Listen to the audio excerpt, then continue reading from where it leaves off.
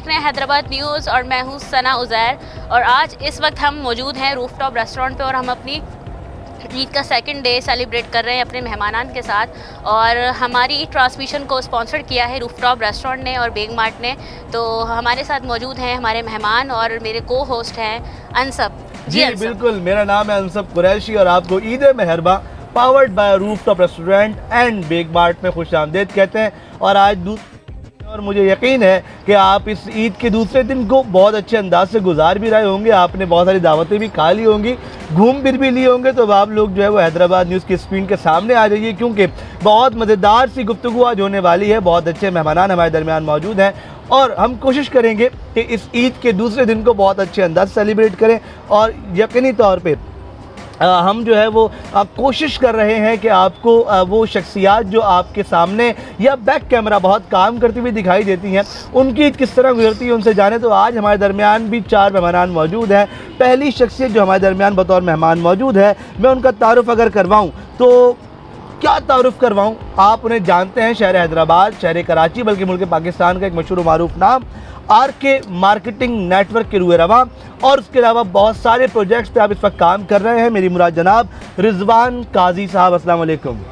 Sir आपको ईद बहुत मुबारक हो। थैंक यू वेरी मच, आपको भी बहुत ज़्यादा ईद मुबारक और ईद का दूसरा दिन मुबारक स्पेशली। बहुत शुक्रिया, बहुत शुक्रिया, थैंक यू सो मच। उन्हीं के साथ हमारे दरमियान हमारे दूसरे मेहमान, जी हाँ, जिनका ताल्लुक आई ओन हैदराबाद से, आप डायरेक्टर हैं आई ओन हैदराबाद के और उसके अलावा समाजी काम में पेश रहते हैं। मेरी मुराद जनाब अली शेख साहब, अस्सलाम वालेकुम। वालेकुम सलाम। सर आपको बहुत ईद मुबारक। आपको भी ईद मुबारक और आपकी चैनल के तवज्जुह से पूरे हैदराबाद को, जहाँ जहाँ हैदराबाद न्यूज़ देखी जा रही है, मेरी और पूरी आई ओन टीम की तरफ से ईद मुबारक। बहुत शुक्रिया आपके कीमती वक्त का भी और आपकी मुबारकबाद का भी। तीसरे मेहमान, वो मेहमान नहीं है बल्कि मेज़बान है, क्योंकि आपने पूरे रमज़ान उन्हें हैदराबाद न्यूज़ की इस टीम के साथ देखा है और यकीनी तौर पे आप उन्हें जानते हैं, पहचानते हैं, पसंद करते हैं। इस्लामिक स्कॉलर हैं, रिसर्चर हैं, मेरी मुराद जनाब हाफिज़ अरसलान लोधी, अस्सलाम वालेकुम। वालेकुम सलाम। आपको बहुत ईद मुबारक। खैर मुबारक। आपकी आंखें मुझे बता रही हैं कि आपके रमज़ान की 29 दिन की जो रातें हैं वो अब आप ईद के 2 दिनों में पूरी कर रहे हैं। मेरे ख्याल में 3 दिन लग जाएंगे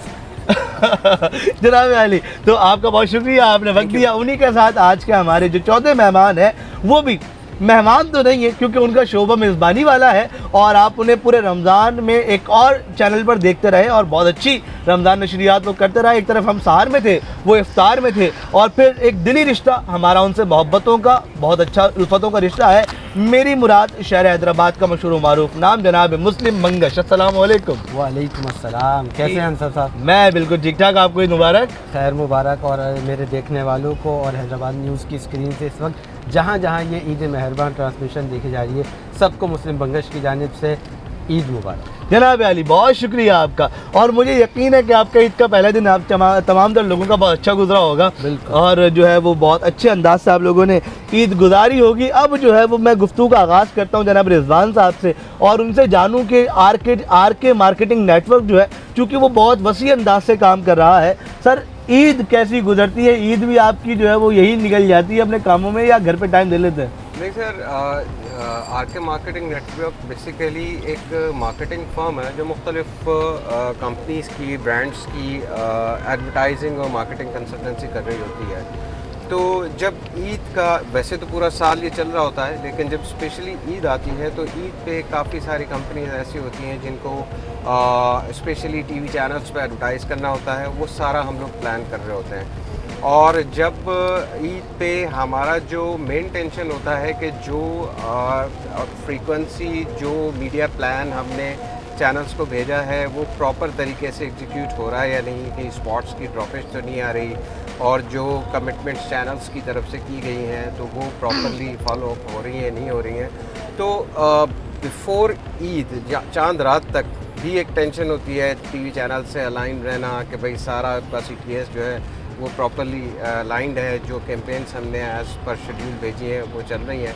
तो जब ईद का पहला दिन उसको मॉनिटर करने में लगा होता है, तो हमारा जो मेन, वैसे तो रिश्तेदारों के साथ, घर में सबके साथ वो चल रहा होता है, लेकिन जो बैक ऑफ द माइंड जो चीज़ चल रही होती है वो ये चल रही होती है कि यार जो हमने कैंपेन्स प्लान की थी वो प्रॉपरली एग्जीक्यूट हो रही है या नहीं हो रही थी। तो टीवी पे ही ज़्यादातर टाइम गुजर रहा होता है। नॉर्मली बातें करते सबके साथ बैठे होते हैं, लेकिन फोकस वो होता है कि यार हाँ हमारा ऐड चला नहीं चला, कैंपेन में चली, तो ये थोड़ा सा प्रोफेशनली अगर मैं देखूँ तो ये चीज़ पे ज़्यादा फोकस होता है। बाकी तो बच्चों के साथ अपनों के साथ ईद चल रही होती है और हम हमेशा खुशियों का दिन है, ये इवेंट है, तो खुशियाँ ही बांटते रहते हैं, खुशियाँ ही जो है ना समेट रहे होते हैं। बिल्कुल, चल तो जाता है। बहुत अच्छी बात है जी, और होना भी चाहिए। और यकीनी तौर पे काम के साथ साथ आराम और फैमिली दोनों ही बहुत ज़रूरी हैं। अली शेख साहब, आपको जाने पाऊंगा, मुझे बताइएगा, आयोन हैदराबाद, चूँकि हैदराबाद में नो डाउट बहुत अच्छे अंदाज से बहुत अच्छे लेवल पे काम कर रहा है, इस बात में कोई दो राय नहीं है कि इमरान सरवरदी साहब जो है वो इस वक्त जो है वो हैदराबाद में आवाम की खिदमत में बहुत आगे आगे हैं। आपके मल्टीपल बचत बाज़ार थे, आपके जो है वो हमने ये देखा कि मल्टीपल जो है ना वो आप लोगों ने जो है वो क्या नाम है, अपना जो गोश्त था वो सस्ता करके बेच दिया लोगों को, और दीगर चीज़ें, सब्जियां, फल वगैरह। तो मुझे बताइएगा कि आपकी ईद कैसी गुजरी, किस तरह आपने ईद गुजारी अपनी, और आज दूसरा दिन है तो क्या अभी आप लोगों की मसरूफियात है? बहुत शुक्रिया मनसब भाई, आपकी बात का जवाब मैं एक शायर मशरिक़ इकबाल साहब की नज़म से देना चाहूँगा कि वो कहते हैं कि तस्कीन ना दे तुझको वो राज बदल डालो, अच्छा। जो राज न रख पाए वो हमराज बदल डालो। तुमने भी सुनी होगी बड़ी आम कहावत है, अंजाम का हो खतरा तो आगाज़ बदल डालो। पुरसुर दिलों को जो मुस्कान न दे पाए, अरे सुरी ना मिले जिससे वो साज बदल डालो। ये दोस्त कर हौसला कई दूर सवेरा है, मंजिल पे जो पहुँचना तो आज से अपनी परवाज़ बदल डालो। सही बात। तो इसी हिसाब से आयोन हैदराबाद ने तो अपनी परवाज़ बदल दी है। आज ईद का सेकंड डे है और पूरे रमज़ान 30 दिन और ईद का फर्स्ट डे और आज सेकंड डे। हमारी जो ईद गुजरी है वो अवाम में गुजरी है, अवाम की खिदमत में गुजरी है। जैसा कि आपने बताया, आयोन हैदराबाद के जो चेयरमैन हैं इमरान खान सरवरदी साहब, उनकी खसूसी हिदायत थी रमज़ान में भी और रमज़ान के बाद भी ईद के जो 2 दिन गुजरे हैं, इसके अंदर भी आज दूसरा दिन है। तो बचत बाज़ार लगाए थे हमने मुख्तलिफ। मैं इसी बचत बाज़ार पे दोबारा भी आऊँगा, चूँकि एक टेक्निकल मसला है वो ज़रा रिजॉल्व हो जाए, फिर हम दोबारा भी जानिब आते हैं। यहाँ मौजूद है जनाब मुस्लिम बंगश साहब, मैं आपको जानिब आऊँगा, नए नवेले दूल्हा बने, अब हमने सुना रमज़ान से पहले, तो कैसी गुजरी आपकी पहली शादीशुदा ईद? सबसे पहले तो अनसब भाई हैदराबाद न्यूज़ की टीम का और आप सबका तहे दिल से शुक्रिया अदा करता हूँ कि उन्होंने मौका दिया, आज यहाँ तशरीफ़ फरमाएँ और ईद के इस पुरमसरत मौके पे आप लोगों के साथ ईद मना रहे हैं। इससे बड़ी हमारे लिए खुशी की क्या बात है। अल्लाह अकबर। ये आपने कल अपनी बेगम को भी ये जुमला कहा था, मुझे पता चला। नहीं, वो बेगम को कहा था, वो आपको नहीं पता हो सकता, यकीनन आप मेरी बेगम नहीं है। अल्लाह अल्लाह, लेकिन क्या पता खबरें लीक हो रही हो फिर। जी, खबरें लीक भी तो सकती। वो लीक वाला सिस्टम कहीं और होता है, हैदराबाद पे नहीं होता। अब बात करते हैं आपके सवाल की कि शादीशुदा ज़िंदगी के बाद ईद कैसी गुजरी ना। तो देखिए, ये वो रिश्ता है जो अल्लाह ताला ने बनाया है, बहुत पाक रिश्ता है, बहुत अच्छा रिश्ता है। अच्छा। जब आप इस रिश्ते के अंदर आ जाते हैं ना, तो आपकी जो दूसरी ज़िंदगी है, जो मुश्किलात के अंदर गुजर रही होती है, वो कई हद तक बहुत बेहतर हो जाती है ना। इसकी मिसाल अगर मैं छोटे से अंदाज से देना चाहूँ तो आप ये समझ लीजिए, आप या मैं जब हम कुंवारे थे, ठीक है, नहीं आप हैं कुंवारे, मैं जब कुंवारा था तो हम जब घर पे जाया करते थे तो एक टेंशन हुआ करती थी कि अगले प्रोग्राम के लिए कपड़े इस्त्री करने होंगे। अब ये हमें टेंशन नहीं होती, हमें नहीं, आपको होती होगी, मुझे नहीं होती ना। तो ये अल्लाह ताला की तरफ से दी गई नेमत है जिनका हम शुक्र अदा कर रहे हैं, और हमारी इसी नेमतों की वजह से बहुत अच्छी ईद गुजरी अल्हम्दुलिल्लाह। पहला दिन पूरा गुजरा हमारा, और अब दूसरे दिन आप लोगों ने मदू कर लिया है, तो यकीनन हो सकता है कि कहीं ना कहीं हमें भी वो माफ़ी मिल जाए, क्योंकि ईद पहली दफ़ा आई है शादी के बाद। तो आप बताइए, आपकी ईद कैसी हुई?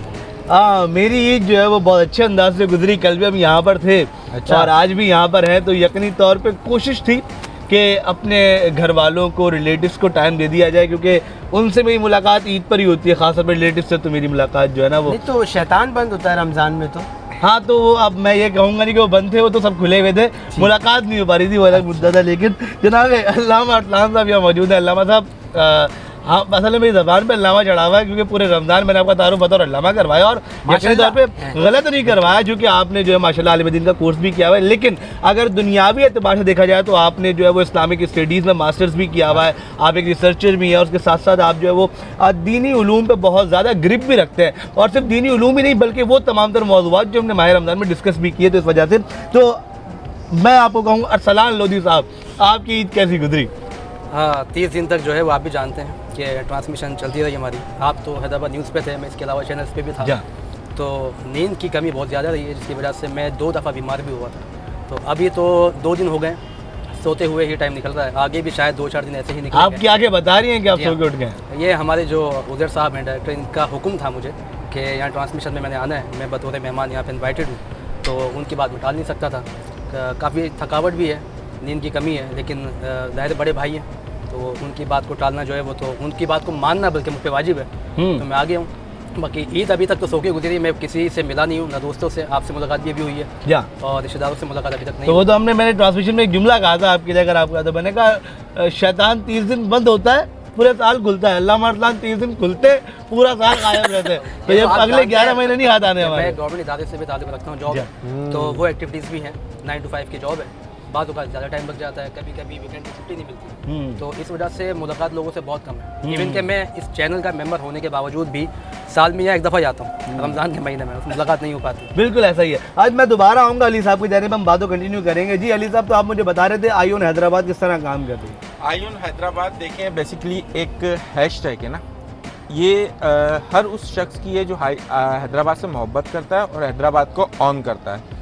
तो इसके लिए कोई मेंबरशिप की ज़रूरत नहीं है, जिसने भी आना है वो आईओन हैदराबाद का टैग लगा सकता है अपने पे, क्योंकि हम लोग काम कर रहे हैं अवामी खिदमत। अच्छा, जैसे मैं बात कर रहा था चेयरमैन इमरान खान सरवर्दी साहब की, तो उन्होंने मुख्तलिफ तंजीमों के सोशल जो वर्कर हैं, जो यूथ है ख़ास तौर पे, उन पर तवज्जो दी है, उसको एक गुलदस्ते में लाए, उसका नाम है आईओन हैदराबाद। और आईओन हैदराबाद से हम लोग शहर हैदराबाद में ना सिर्फ बचत बाज़ार हैं, दूसरी एक्टिविटीज़ हैं। कोरोना में आपने देखा कि आईओन हैदराबाद ने हैदराबाद का सबसे बड़ा राशन डिस्ट्रीब्यूट किया था। हैदराबाद न्यूज़ हमारे साथ था, अभी भी बचत बाज़ार में भी।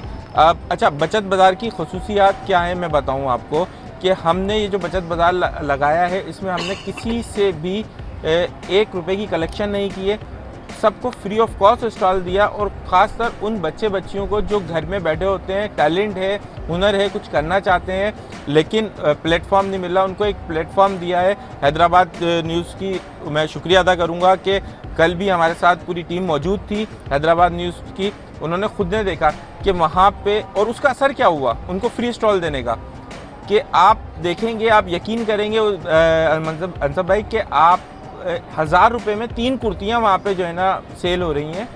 ये बहुत बड़ा बेनिफिट है। हाँ, और 1200 रुपये किलो गोश्त 600 रुपये किलो हम दे रहे हैं।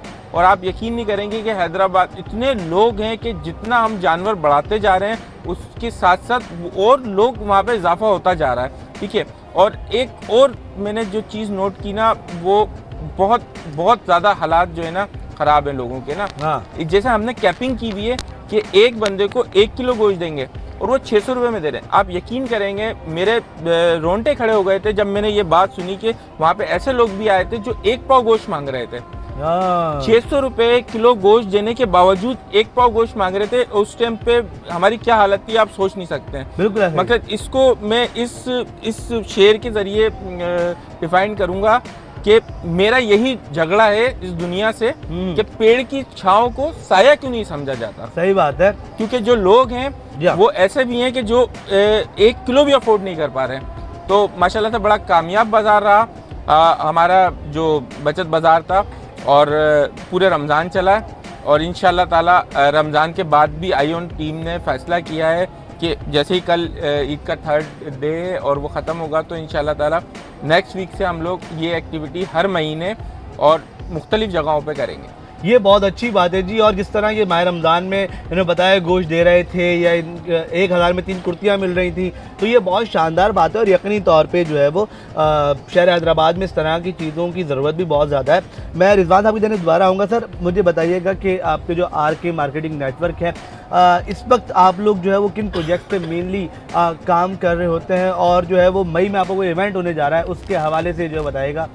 जी हाँ, मैं आपको बताऊं कि RK मार्केटिंग नेटवर्क ने हैदराबाद के लिए एक बहुत अच्छी चीज़ करना शुरू की है। वो इस तरह से कि हमारे पास हैदराबाद में कॉर्पोरेट लेवल के एक्सपोज नहीं होते थे।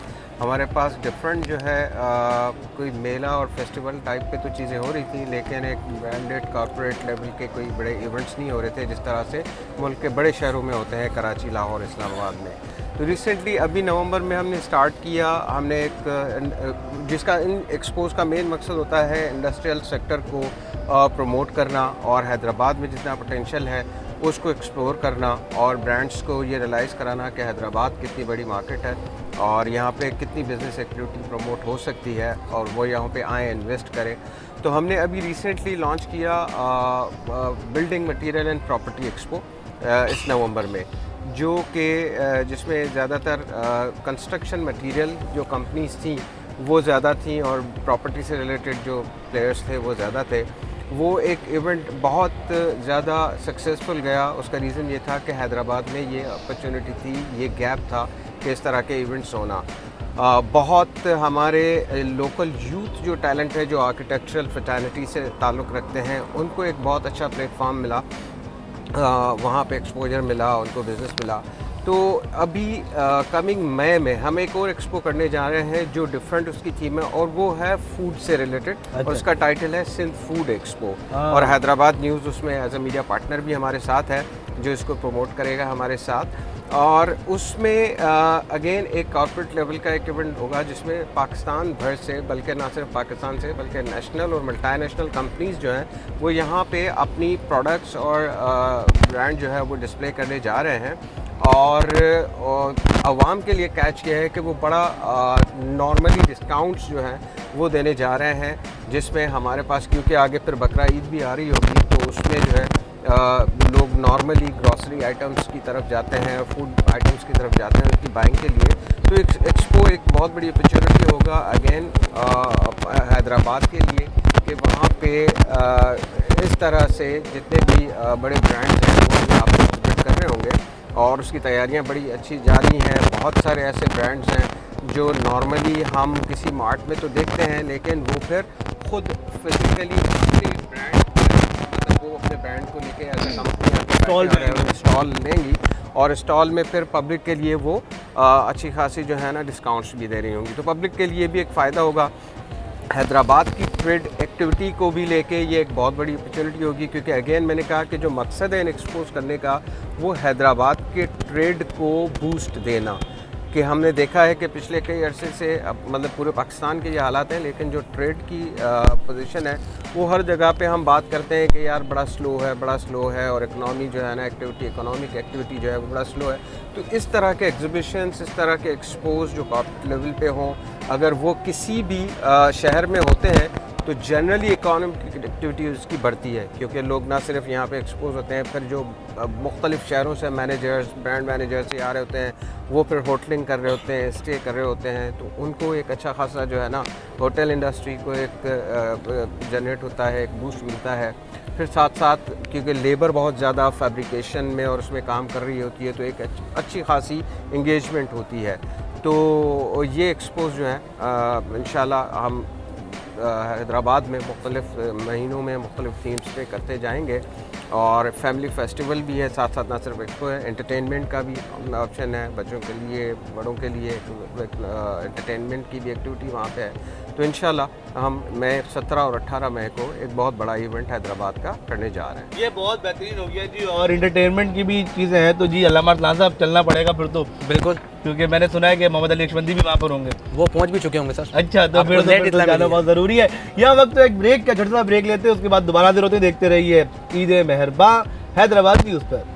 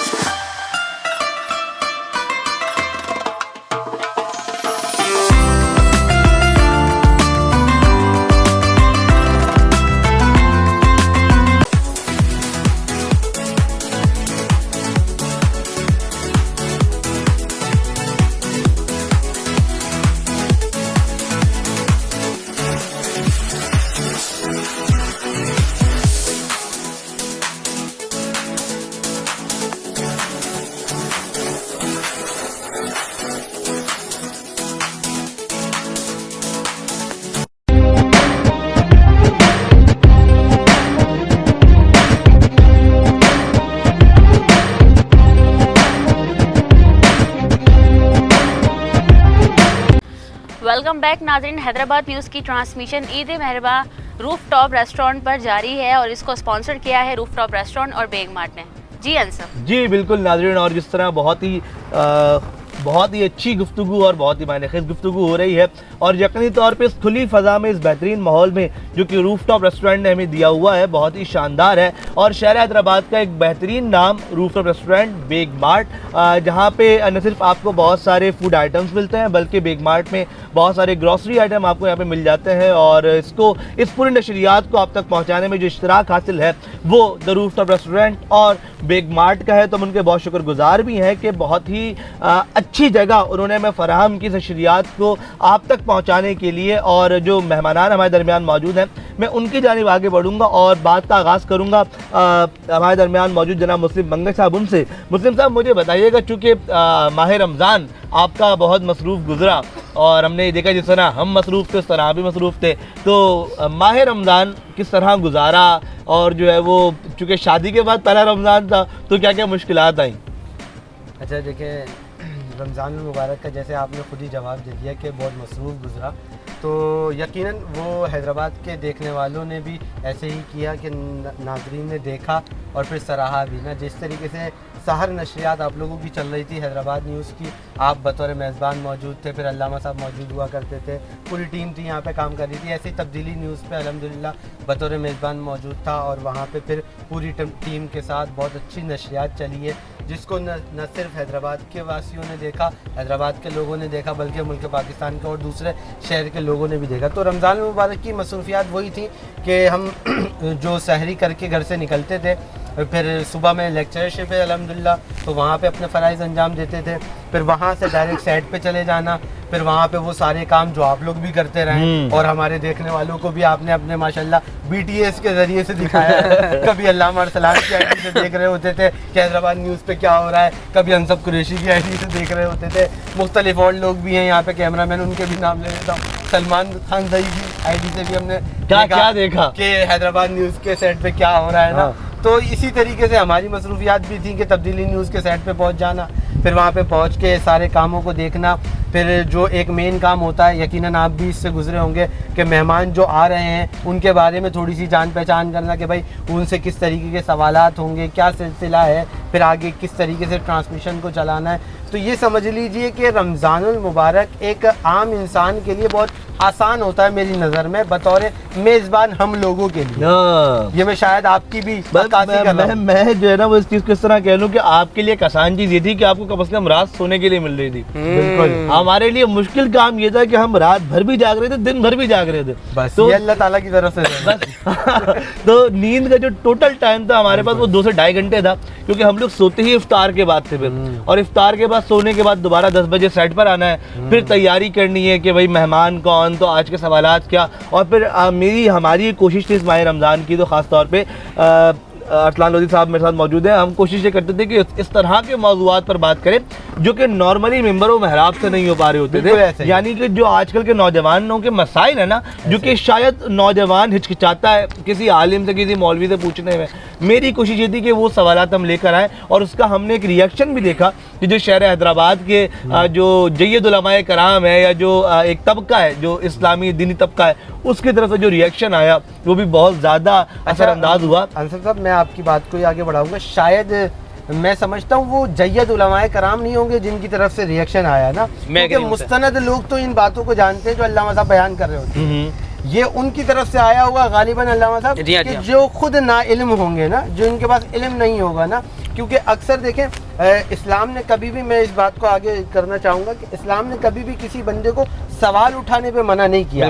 यहाँ तक कि हमारे इस मुआशरे के अंदर आज मुल्हिदीन भी मौजूद हैं जो इल्हाद के मानने वाले हैं, जो खुदा के वजूद पे बात ही नहीं पसंद करते, वो खुदा के वजूद को ही नहीं मानते, मगर कुछ लोग ऐसे भी हैं जो उनके सवाल सुनना ही पसंद नहीं करते।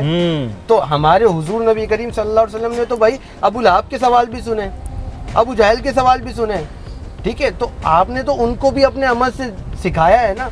तो ये अल्लामा साहब की बड़ी बड़ाई है कि उन्होंने ऐसे लोगों के सवालात सुने और उस पर मुदल्लल गुफ्तगू फरमाई।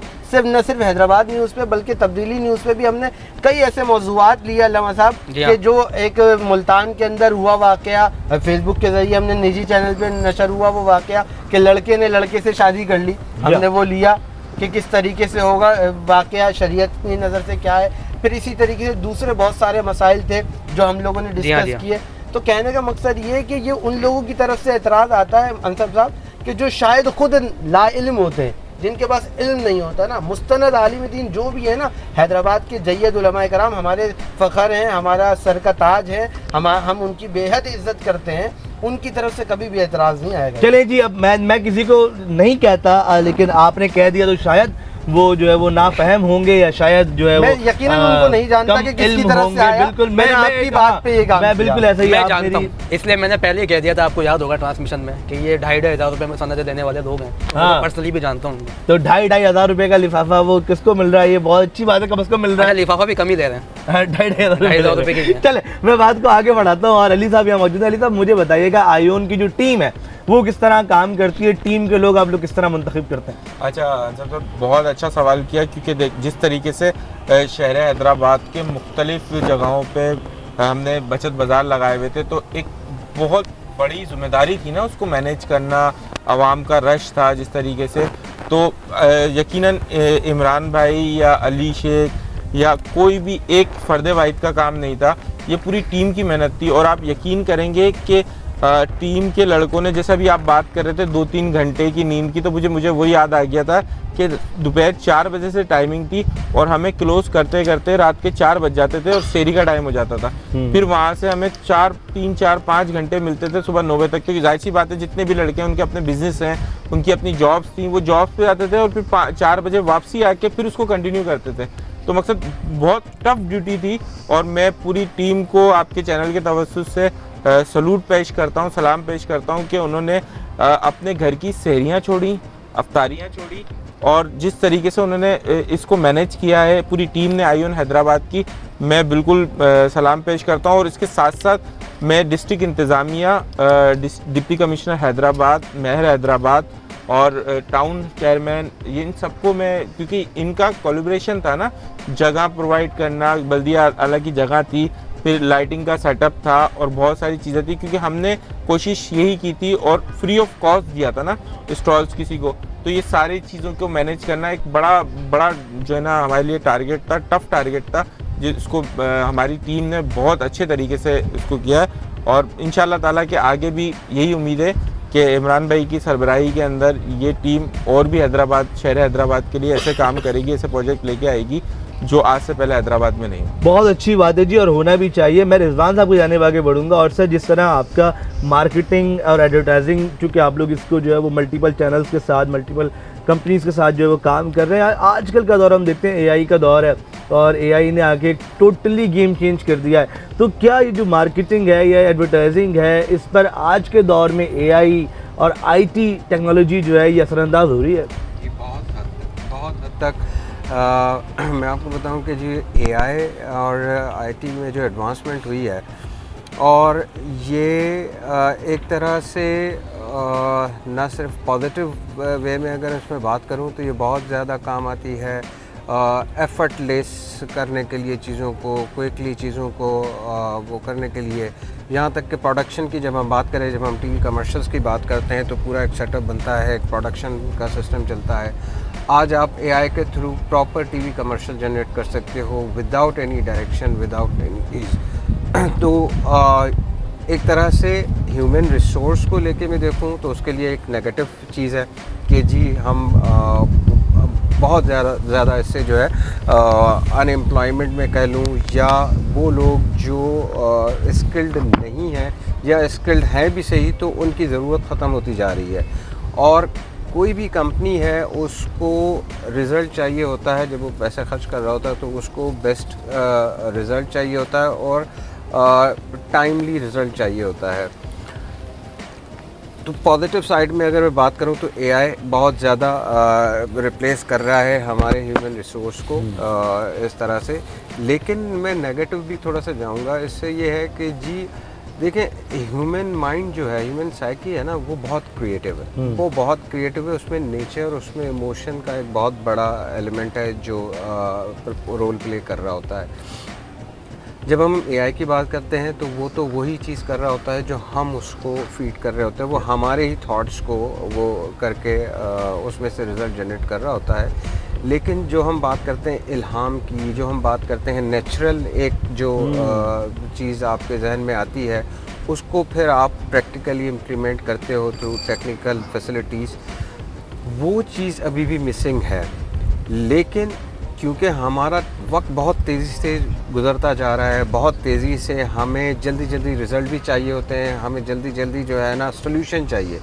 तो एआई सॉल्यूशन को लेके बहुत ज़्यादा पार्ट प्ले कर रहा है। आप किसी भी टेक्नोलॉजिकल फील्ड को देख लें, हम कोई कंटेंट डेवलप करने में हमें जो बेसिक आइडिया, मतलब पहले हम सोचते थे, पहले आपका जो ह्यूमन रिसोर्स था वो खुद अपना जहन लगा के सोचता था। अब वो सिर्फ एक कमांड देता है, उसके पास एक बेसिक कॉन्सेप्ट आ जाता है, उसको फिर वो फाइन ट्यून कर रहा होता है। इवन यहाँ तक कि कोई लेटर राइटिंग, सिंपल कॉम्पोजिशन या ड्राफ्टिंग का भी कोई सवाल है तो वो अब क्रिएटिविटी जो है ना वो ख़त्म होती जा रही है। लोगों ने भी एफर्ट करना छोड़ दिया है कि यार बस कमांड दो, सीधी सीधी चीज़ आ जाए, उसमें फाइन ट्यून करो और उसी को आगे पेश कर दो। तो आगे जाके एआई बहुत ज़्यादा रिप्लेस करेगा चीज़ों को, अभी भी कर रहा है, लेकिन नेगेटिव इम्पैक्ट ये आ रहा है कि हमारी खुद की तख्लीक सलाहियत वो रिड्यूस होती है, वो बहुत ज़्यादा रिड्यूस। बिल्कुल ऐसा ही है, और ये यकीनी तौर पे बिल्कुल सही बात है, क्योंकि जब हमें पता है ना कि हमने एक प्रॉम्प्ट देना और हमारा काम हो जाना है, तो फिर हम कोशिश ही नहीं कर रहे कि हम वो कोई चीज़ खुद से भी करके देखें।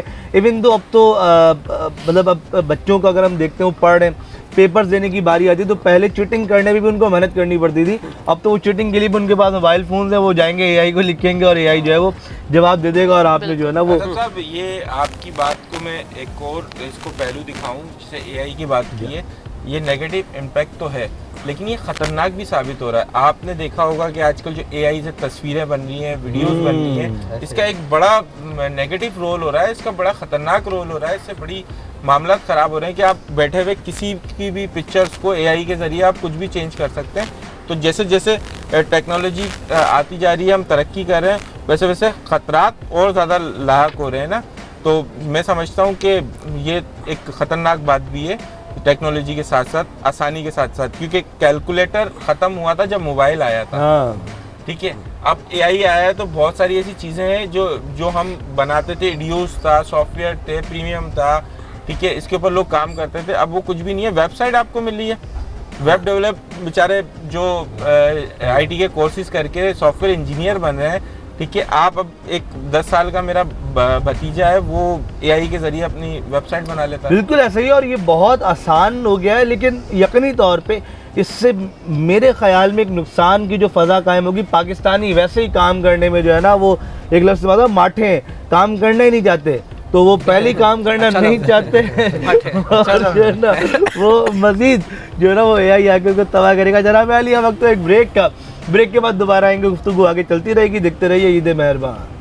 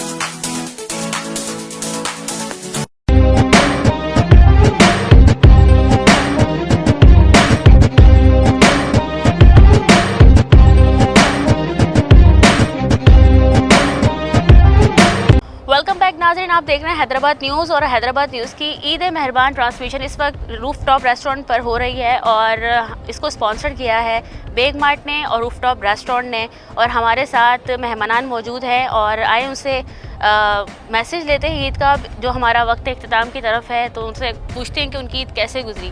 जी, आपका क्या पैगाम होगा ईद के हवाले से आवाम को? मैं तो देखने वालों को ये पैगाम दूँगा कि रमज़ान ट्रांसमिशन में हम लोगों ने बाज़ औक़ात बहुत सारे ऐसे इशूज़ पे बात की थी जिन पे बात होती नहीं है, तो अब भी मैं एक इस्लामी पैगाम ही दूँगा। और इन शॉर्ट कि रमज़ान चला गया है लेकिन मस्जिदें खुली हैं, तो कोशिश करें जैसे रमज़ान में मस्जिदों को आबाद किया था 11 महीने में भी मस्जिदों को आबाद रखें, बस यही पैगाम है और खुशियाँ बाँटें।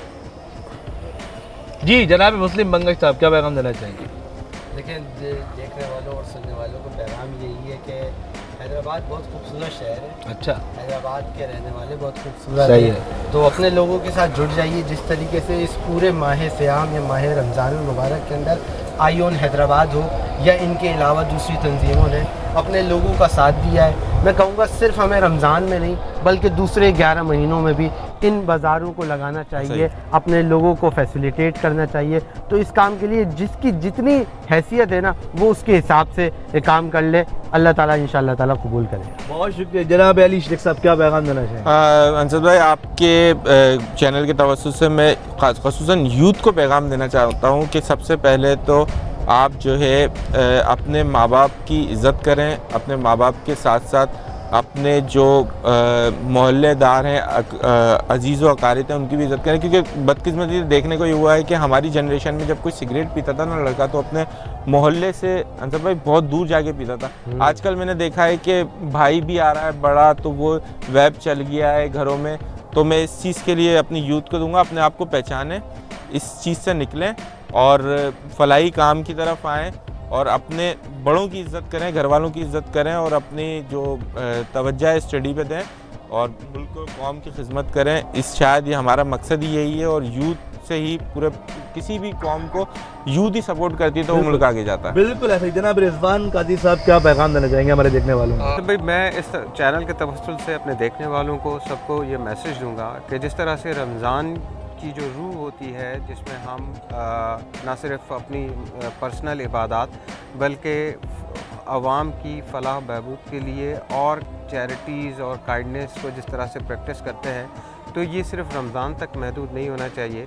ये पैगाम हमें आगे भी पूरे 11 महीने पूरा साल लेना चाहिए। स्पेशली जो हम दूसरों की मदद करते हैं रमज़ान में, तो चैरिटी के मकसद से हम कर रहे होते हैं, लेकिन फिर रमज़ान के बाद भी अगर हम इसको कंटिन्यू करें तो हमारे माशरे में बहुत ज़्यादा इस्लाह फैल सकती है।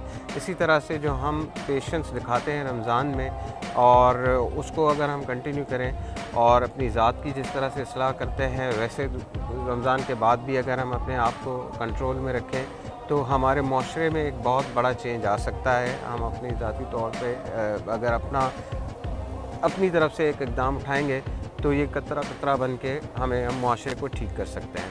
बिल्कुल ठीक हो गया जनाब अली, और यकीनी तौर पे बहुत अच्छे मैसेजेस, बहुत अच्छी गुफ्तगू यहाँ पर हो रही थी और बहुत ज़रूरी है कि इस वक्त माशरे को बेहतर बनाया जाए। जिस तरह हमने माह सयाम गुजारा है और ईद का दूसरा दिन तकरीबन गुजर चुका है, ईद के तीसरे दिन हम दाखिल हो जाएंगे और अब इसके बाद जब ईद ख़त्म होगी तो दोबारा वही ज़िंदगी, दोबारा वही रूटीन। तो बहुत बेहतर ये है कि जिस तरह एक महीने में हम लोग अपनी लाइफ को चेंज कर रहे होते हैं, एक महीने में हमारी रूटीन चेंज हो रही होती है, अगर 11 महीने भी बाकी उसी प्रैक्टिस को हम जारी रखें तो मेरे ख्याल में ज़िंदगी बहुत बेहतर हो सकती है। मुझे उम्मीद है कि आपको हमारे दूसरे दिन की नशरियात बहुत पसंद आई होगी। पसंद आई हो तो लाइक कीजिएगा, कमेंट करके अपने ख्यालात का इजहार लाजमी कीजिएगा और शेयर कीजिएगा। इसी के साथ मैं शुक्रिया अदा करूँगा अपने मेहमानान का। सर आप दोनों का बहुत शुक्रिया तशरीफ़ लाए, आप दोनों का बहुत शुक्रिया तशरीफ़ लाए। इसी के साथ अपने मेज़बान अंसब कुरैशी और सना उज़ैर को दीजिए इजाज़त। अल्लाह ने के बाद।